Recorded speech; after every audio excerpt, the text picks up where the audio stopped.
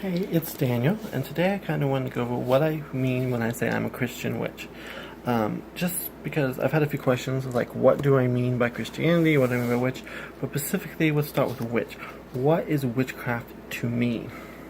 So, these are my notes here. A witch lives on the hedge or on the outside of society. When we look at the historical figure of the witch, they were always on the edge of the community. Historically, even in ancient pagan times, the term witch was not always a positive thing. They were always people who lived on the outside of community. Now, people would often seek the services of a witch, but witchcraft was never seen necessarily as positive or negative. They were just always on the outside. They were the outsider. They used magic to create change in the lives of those who sought the services. They were, in a sense, the gateway to the other world. So they always lived on the outside of the community. They were always the outsider. They were always both respected and feared at the same time. For me, a witch is the compass. It's the compass of the land.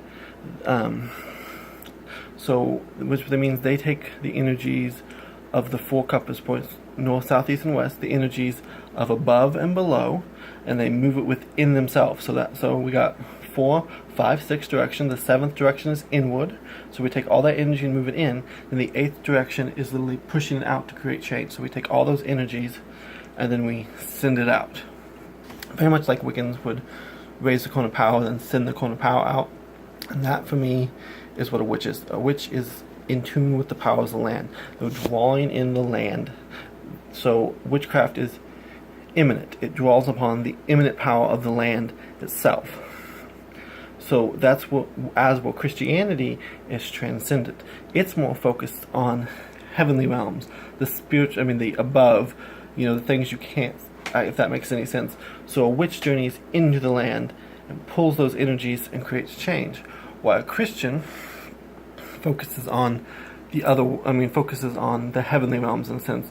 They focus on deity and divinity, if that makes any sense. So for me, a Christian witch is someone who unites the immanence of the land and the transcendence of heaven, and it's a marriage between the two. So they are against a gateway between. They are literally the compass, if that makes sense. We literally are the gateway between the two. We are where heaven and hell meet, or heaven and earth, however you want to say it. We walk between those realms.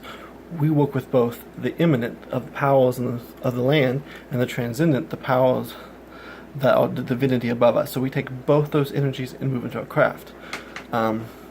We're still on the outside of community. We're still a witch in a sense, in the more traditional sense of the word. Although Christian witches are not just they often are marginalized in both the pagan community and in the Christian community. We are not accepted either. We're always on the outside. We're always, we're following in those traditional footsteps of the witch in the sense that our craft is never going to be accepted. We're always going to be on the outside of community. Witchcraft has never been a community-based practice. Now, yes, witches would gather. Sometimes we would in groups, and modern day we would call it covens.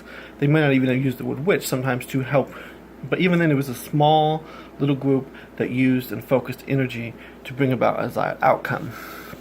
Now later with Gerald Gardner and so forth, Wicca became more of a spiritual side and so forth. But I'm not talking about Wicca again. I'm talking about my perceptions of witchcraft. Again, these are my opinions. So for me, there's always been Christian witches. Throughout history, you can see this. You can see this in the cunning folk of Europe. You can see them in the powwow artists in America. There's always been people who have worked with both. They may not have always accepted the term witch. A lot of times, because witch was always, but these people certainly acted as a witch. So while we were claiming that term witch in the modern era, we have to understand that the term witch was not always seen as a positive thing. These people were often feared, marginalized. They were the outsiders, This is the reason why a lot of the LGBTQ community often gets attracted to witchcraft and mystical side, because they're marginalized. They understand what it is to be an outsider. They understand what it is not to be part of the community. So this is one reason why I think there's no such thing as a witchcraft community. Like, I hear people talk about the pagan community. Witches, I feel like, are too independent. We're too focused on the land we're living in now, the practice we're living in now. So it's hard for us to form lasting communities. Like, even covens seem to have the lifespan tends to be very short, because ultimately a witch, for me, a witch is ultimately a solitary. So we may meet together in groups, but I think ultimately our practice has to be focused on where we're living now. Whether we're in the city, it's focused on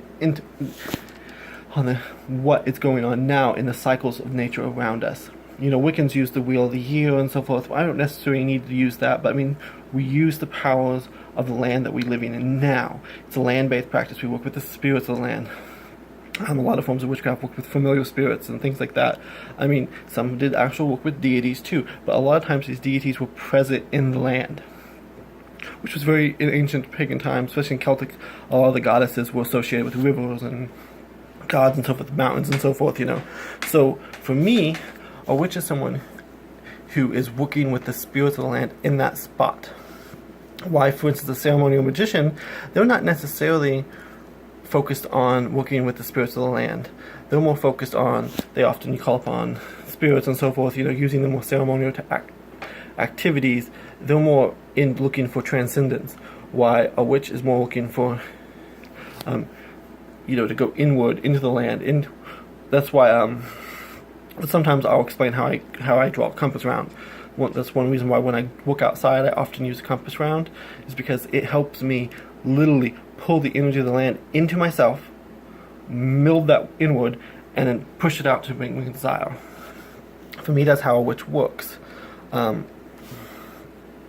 Just kind of explaining that. So for me, again, a witch is always on the margin of society traditionally. It's never been an accepted practice, and it's always going to be someone. Why a Christian is, as a lot of religions are working with the transcendent, the higher power. A witch can work with those, but the majority of our work is with the land. So for me, as a Christian witch, I'm trying to bridge the gap between the two, between the heavens and the land in myself. I'm trying to pull that in. So I'm trying to blend the sacred and the mundane, really walk between the worlds. We walk between the worlds. We are on the hedge. We're not in this world. We're not in the mundane world. We're not in the spiritual world. We're in the in-between, as I call it. We're in the in-between space. We're neither or but none. And it's often very complicated because Christian witchcraft is a calling, in my opinion. It's not something when you really... A lot of people can practice. I'm not saying you can't practice witchcraft, you can't call yourself... I'm saying that anyone has the ability to practice magic, to work with the spirits of the land, no matter religion or whatever.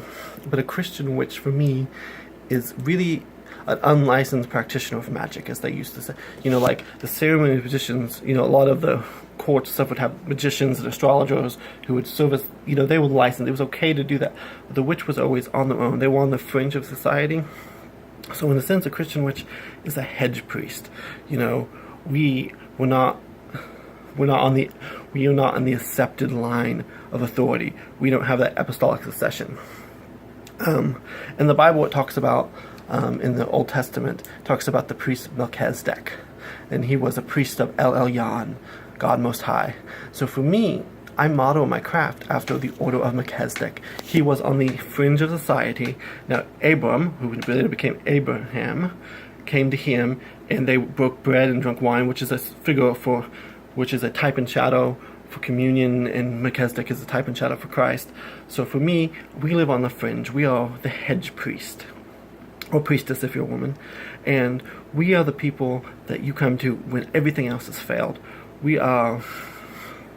You go to your preacher, on Sunday, but we are the people you secretly come and see when shit hits the fan, so to speak. We're the people who, when you have no option, you're going to go knock on the local wise woman house. The man, in the Old Testament, we see this with Saul. he had thrown out all the mediums in the Bible from the land.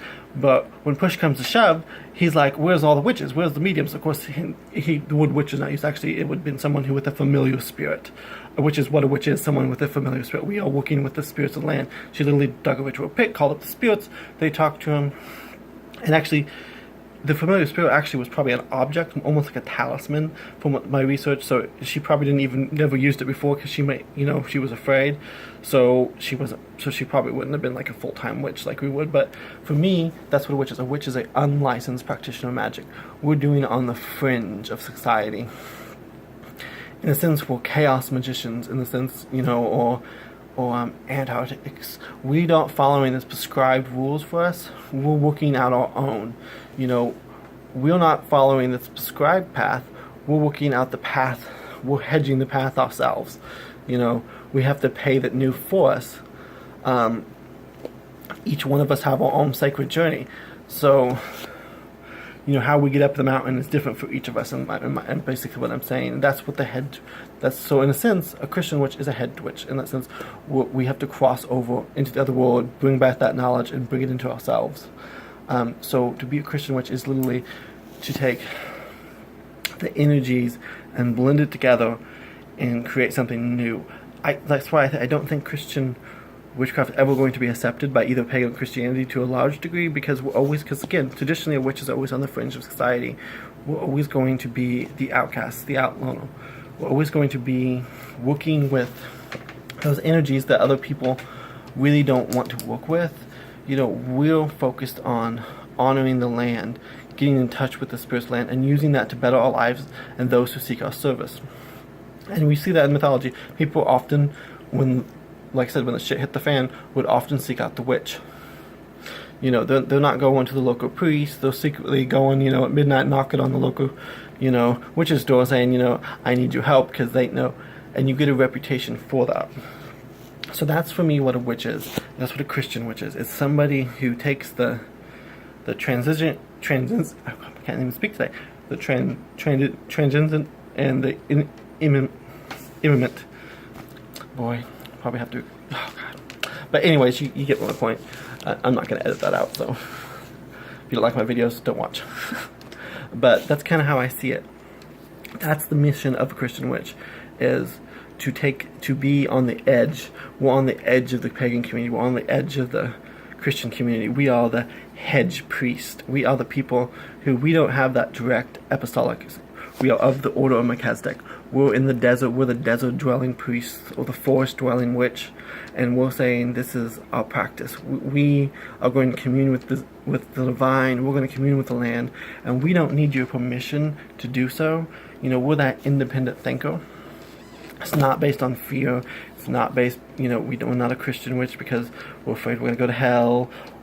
Because I'll be honest with you, if you're practicing genuine witchcraft and you're afraid, if you bring fear into it, like in the sense, now fear can be a sense of power, but if you're afraid of hell, afraid of that, you're never really going to get very far, because witchcraft works within opposed to without. So if you can't really examine your own shadow, because you need that light and dark, magic is bringing together the light and dark to create that friction. It's like you take two flint stones and flip them together. Well, magic is that in between. It's the friction that creates the change, that brings the fire. We need the spark. So if you don't have that balance, you're not going to get anything done. If I can have the flint stones, but if I'm not going to rub them together to create that friction, I'm not going to make a fire. And that's kind of the way I see magic. That's what a witch does. We're unlicensed practitioners. We can do our magic, and we're not looking towards anything. We're not part of the church, or not even necessarily any kind of group. We're pulling that into ourselves, and we're doing it on our own. And that's kind of what a Christian witch is. If you have any questions, please post and ask me. And many blessings.